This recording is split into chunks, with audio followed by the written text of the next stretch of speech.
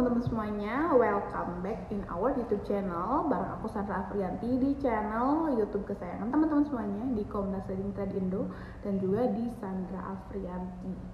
Nah, di video sebelumnya aku udah menjelaskan tentang pengenalan linear regression ke teman-teman semuanya. Ada istilah yang belum aku jelaskan gitu ya, yaitu tentang oversold dan juga overbought. Aku dapat reply dari beberapa teman-teman semuanya, ternyata banyak banget trader pemula yang belum tahu tentang istilah-istilah basic dari trading forex ini. Sebelum kita lebih dalam ke technical ataupun fundamental, lebih baik kita bahas untuk basic-basicnya aja dulu ya. Jadi untuk video kali ini aku bakal bahas tentang overbought dan oversold. Di video selanjutnya mungkin aku bakalan bahas istilah-istilah basic lainnya. Nah, jadi bagi teman-teman yang mau belajar tentang overbought dan oversold, stay tune terus di video ini. Yuk langsung check it out. Oke, teman-teman semuanya, jadi di sini aku mau ngejelasin tentang overbought dan oversold. Kemarin aku udah ngejelasin tentang overbought dan oversold ini di salah satu indikator bawaan dari MTU4, yaitu di linear regression gitu ya. Jadi ini adalah salah satu komponennya atau misalnya salah satu area-areanya gitu ya dari linear regression yang kemarin aku jelasin. Sebenarnya ini areanya tidak hanya dari linear regression yang aku sebutin kemarin sih, cuman ini adalah salah satu area di mana teman-teman bisa lihat kondisi market gitu ya, dan teman-teman juga bisa eksekusi gitu ya di area overbought dan oversold ini gitu ya.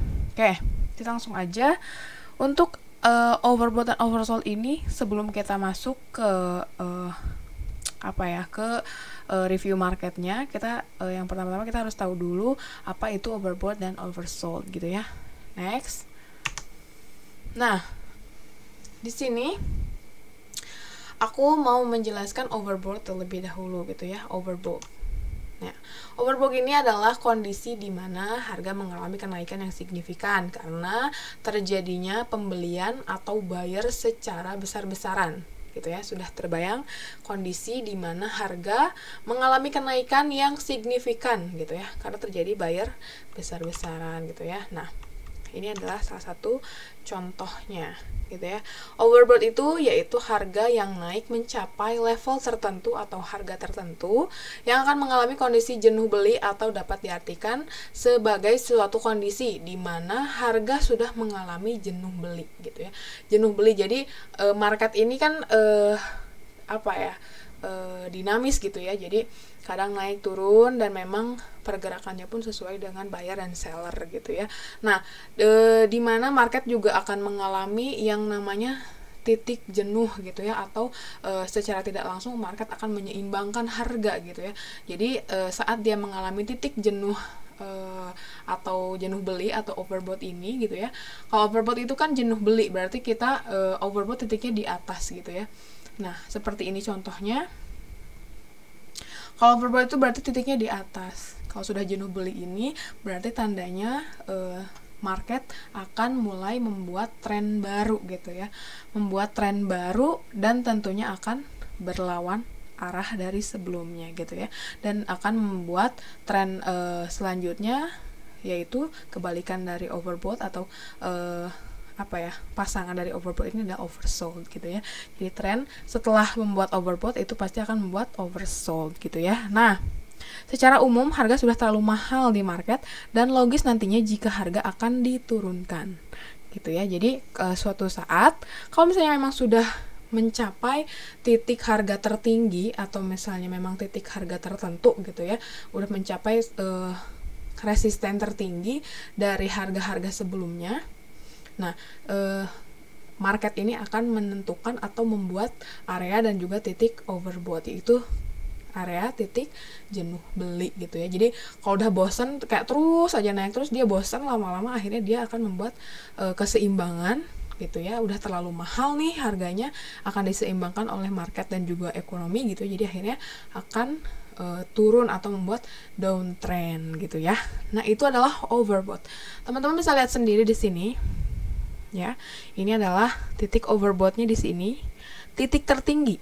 Nah, di antara market-market yang sedang bergerak ini, harga yang menuju ke titik overbought ini disebutnya area overbought gitu, atau overbought area gitu ya.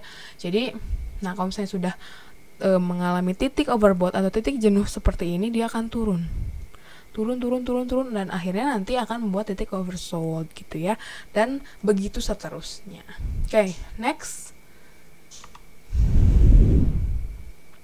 Di sini ada oversold selanjutnya. Jadi setiap hal itu pasti berpasang-pasangan gitu ya. Setiap hal pasti punya hal yang berlawanan gitu. Misalnya kalau misalnya overbought, ada juga oversold gitu ya.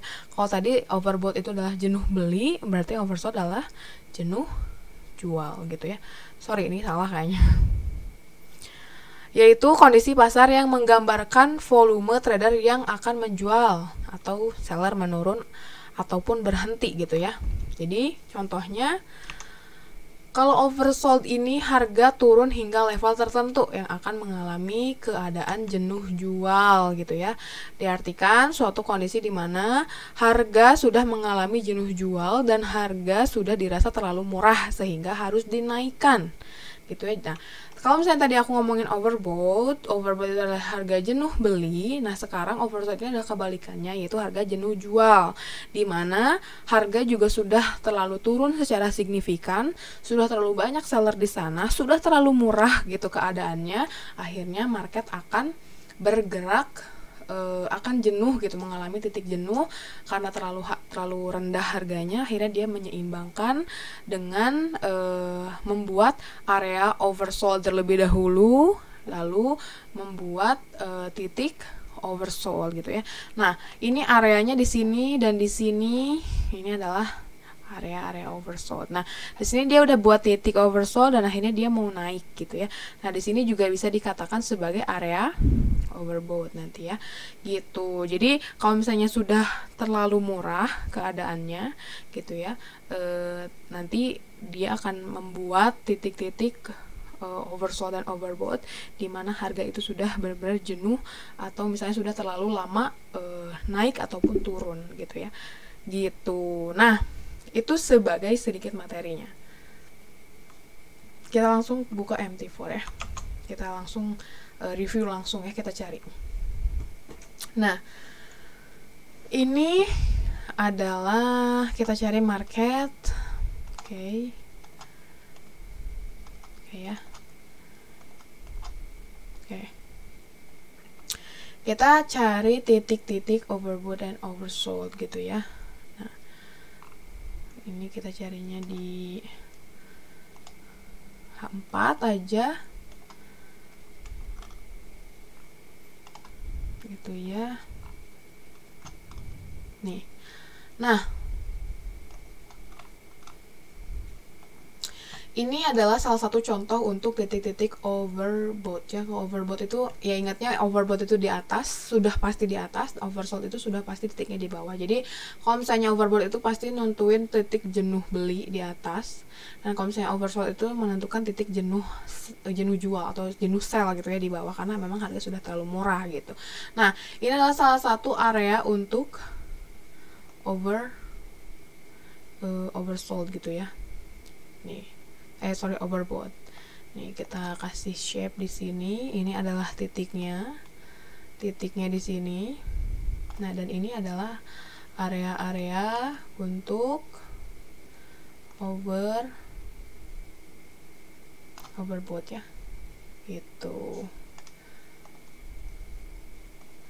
Nah, ini adalah area-area untuk overbought. Gitu ya. Nah, ini meskipun dia ada turun sedikit, ini tetap reverse dan dia masih tetap melaju naik lagi gitu ya, sebelum dia menentukan titik oversold gitu ya. Nah, ini adalah area-area overbought yang bisa teman-teman temui. Gampang banget lihatnya, cuma tinggal cari titik tertinggi yang akan turun setelahnya. Gimana kalau misalnya kita mau entry di titik-titik oversold atau overbought?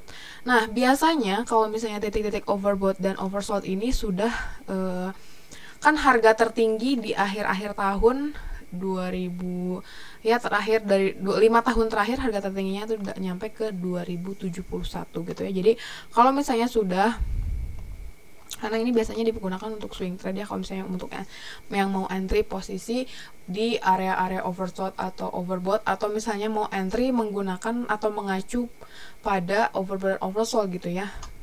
Jadi teman-teman kalau misalnya sudah mengalami area oversold yang memang seperti ini, area overbought yang seperti ini, dia sudah naik dan sudah reverse, kemungkinan dia akan naik lagi gitu ya. Pastikan teman-teman juga pantaunya melalui supply demand terdekat gitu ya. Kalau misalnya sudah breakout seperti ini, teman-teman bisa pasang PO atau misalnya pasang pending order buy limit gitu ya, atau misalnya sell limit kok buy limit sih. Pasang sell limit biasanya di harga resisten. Kasih sell limit di sini gitu ya.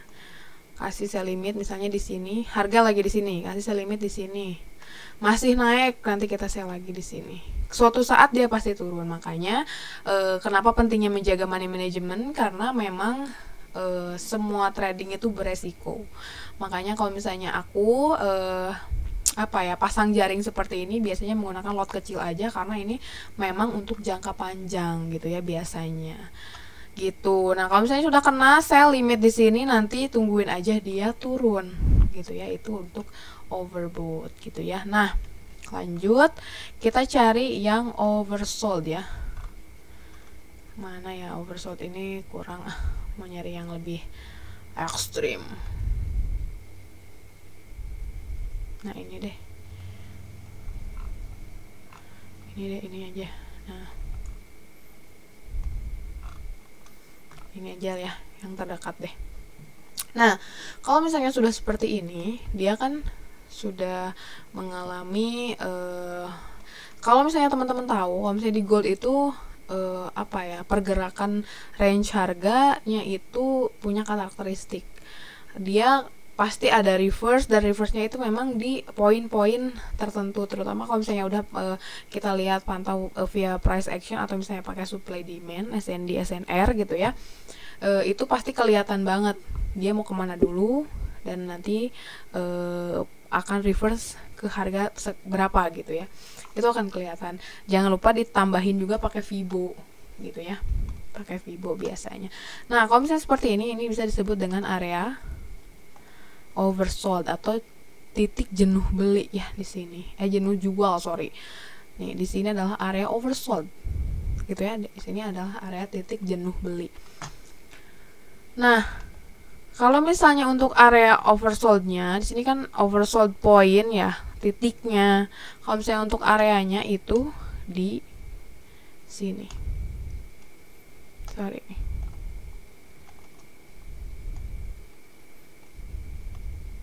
Nah, daerah sini kita kasih gedein dikit. Nah, kalau misalnya dia sudah mengalami bisa mengalami reverse gitu ya, dia sudah mengalami kenaikan dan dia turun gitu ya. Di sini kan juga mulai sideways, dia naik lagi, akhirnya dia turun. Dan kemungkinan dia akan, kan ini bisa dipantau menggunakan supply demand terdekat ya. Nih di sini pakai supply demand terdekat aja tuh kelihatan. Kalau misalnya dia sudah breakout, berarti dia sudah akan membuat area oversold gitu ya. Nah, gimana cara entry-nya untuk di area oversold? Sama seperti area overbought juga. Kalau misalnya sudah terlihat gitu ya, dia sudah breakout area support dan dia sudah membuat lower low gitu ya. Kita sudah harus bisa pasang jaring. Pasang jaringnya di mana? Pasang jaring pertama di sini, ambil buy limit, nanti pasang lagi di sini gitu ya. Di area oversold dan juga di titik oversold. Nanti kalau misalnya sudah kena, tinggal tunggu aja market berbalik arah karena dia sudah mengalami titik kejenuhan. Ini kan udah harganya udah 1.600 ya, gitu ya. 1.600 udah terlalu murah, akhirnya dia naik lagi gitu. Tadi kan yang tertingginya di 2071 itu udah terlalu mahal, akhirnya dia turun ya. Titik-titik kayak gitu tuh dia pasti turun, dan dia kalau misalnya titik kayak gini dia pasti naik gitu karena ini udah terlalu murah. Gitu ya. Sekarang kan secara umum, kalau misalnya dilihat secara umum XAU ini kan bergeraknya di antara 1600 sampai 1900-an gitu ya. Jadi tidak akan jauh dari situ, kecuali memang lagi ada news dan fundamentalnya kuat gitu ya. Jadi teman-teman juga tetap harus punya pegangan fundamental. Nah gitu, itu untuk mencari atau misalnya mereview tentang overbought dan oversold gitu ya teman-teman. Jadi itu adalah dua titik yang dimana teman-teman bisa temukan di market dan dimana teman-teman bisa ambil peluang di sana, meskipun tidak harus selalu teracu atau misalnya beracu pada sistem trading gitu ya. Si overbought dan si oversold ini tidak selalu ada dalam sistem trading gitu ya, atau teknik strategi trading, tapi oversold ini bisa digunakan teman-teman semuanya untuk eksekusi di market gitu ya. Nah itu adalah sedikit basic dari banyaknya istilah-istilah charting atau misalnya mapping atau misalnya sistem yang ada di trading gitu ya. Nah teman-teman semuanya ini bisa juga menggunakan komponen atau misalnya sistem-sistem yang lain, dan tentunya yang bakal aku bahas di video-video selanjutnya. Nah untuk video kali ini mungkin segitu aja dulu teman-teman ya. Jadi begitu penjelasan tentang overbought dan oversold kali ini. Sampai ketemu di video selanjutnya, aku bakalan bahas tentang mungkin basic trading dulu kali ya. Ternyata selama aku mau jelasin tentang teknikal, ternyata Mbak jelasin dulu dong tentang basic-basicnya gitu. Banyak yang reply ke aku karena ternyata banyak juga trader pemula yang nonton video ini gitu ya. Oke, aku sih nggak masalah sama teman-teman memang request dan memang video yang aku buat itu bermanfaat, it's okay. Nah gitu dulu untuk malam hari ini di video kali ini. Sampai ketemu di video selanjutnya. Jangan lupa di like, comment, and subscribe ya. Dan teman-teman semuanya ambil yang baik-baiknya. Mohon maaf kalau misalnya saya ada salah-salah kata. Semoga video ini bermanfaat. Oke, see you in next video. Dan jangan lupa follow all social media aku di Sandra Afrianti. Ada TikTok, Instagram, Telegram juga ada. Boleh di refer to by Sandra. Dan kalau misalnya teman-teman mau dapetin signal secara free, boleh langsung meluncur ke Telegram, itu gratis tanpa dibuka biaya apapun. Oke, see you in next video.